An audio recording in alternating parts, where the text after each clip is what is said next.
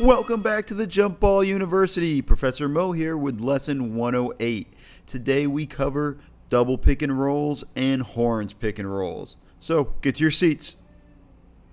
And let's start with the double pick and roll. Kind of similar to a double staggered where you're going to have two screeners instead of one.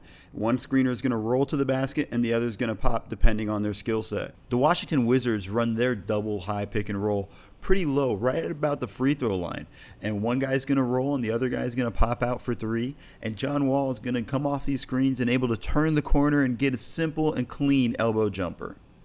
The Spurs run their double high pick and roll much higher than we saw in the last clip, well above the three-point line.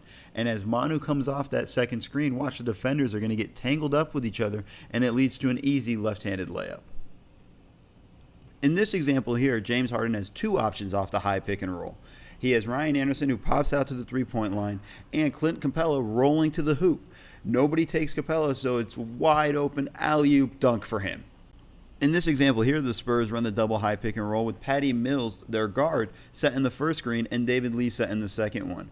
When the defense gets sucked in on David Lee rolling to the hoop, it leaves Patty Mills wide open for a three. A horns pick and roll is a little bit different. The ball handler has screens both on his right and left side at his disposal, and he can go either way. Again, usually one guy rolls to the basket and another screener pops out for three. Here are some examples from the Los Angeles Clippers. DeAndre Jordan and Blake Griffin are both set in the high horn screen for Chris Paul. As Paul comes off DeAndre Jordan's side, he's going to connect with him to show you why it's called Lob City. And when they run it against the Spurs, you can see that the Spurs defense takes away the DeAndre Jordan rolling to the basket, and there's no lane for Chris Paul to drive to the hoop, but that leaves Blake Griffin wide open. And when they run the play against the Washington Wizards, the weak side help man comes in to take away the DeAndre Jordan roll, which opens up a clear passing lane to Jamal Crawford for the knockdown three. The Cleveland Cavaliers switch it around and have the guards set in the horn screen and not the bigs. This opens up a wide lane for LeBron James, which he comes barreling down and bangs it home.